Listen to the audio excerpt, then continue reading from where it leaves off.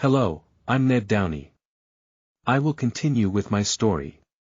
While I was in the hospital, my girlfriend was Carol at the time, and she came over to see me just about every day. In fact, she stayed right over to Provo for a couple of days. After I got out of the hospital, I talked to the doctor.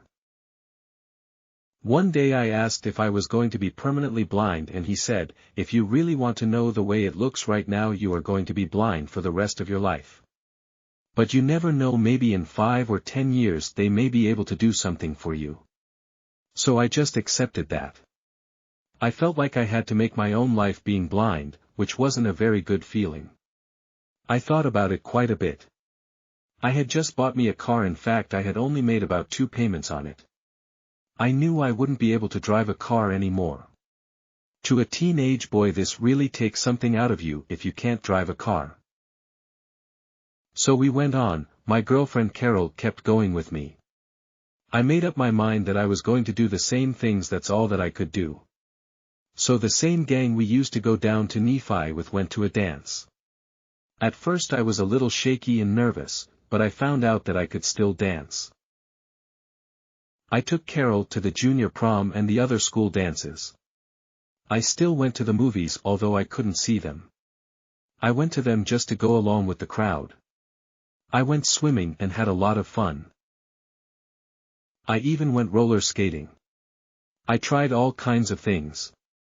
I found out that I could do a lot of them. I couldn't do them as good as I could have if I could have been able to see. But I decided that I was just going to do all the things I could do and try to live a normal life. We went on dating for about a year and a half, and my girlfriend still thought the same of me. So finally we decided that we were going to get married. When she was 18 years old and I was 19, we got married. It was on Valentine's Day. We were married down in Nephi at her grandmother's house. Then in May 1951 I went back to the Seeing Eye School for the Blind to get a seeing eye dog. I will never forget this. It was quite an experience. I remember I took an airplane and flew back to New Jersey. This was the first time I'd been such a long way from home. When you're blind, a long way from home and in a strange place, it really makes you do a lot of thinking. I know the first day at school there were 8 students or blind people in our class. I remember that they told us all what our dogs' names were going to be, what color they were, and what kind they were. My dog, the trainer told me, his name was Mr. Lee. He said, "Mr. Downey, your dog is going to be a female German Shepherd. She's black and tan. Her name is Jean, spelled Jean. She is about 18 months old, and the dog is all trained to be your guide. You're here at the school to learn to work and walk with a seeing eye dog." They told each one of the students the very same thing. Then before they issue the dog, they take a leather harness, hook it on to the trainer, and he holds it on his arm and he tells you, "Now I'm your seeing eye dog. My name is Juno. I want you to treat me just like I'm your dog. I'm going to walk right down the street and you tell me right, left, and forward. This way I'll get an idea how fast you walk, talk, and be as natural as you can be." So the first day we walked down the street, the trainer, he stopped at the corner.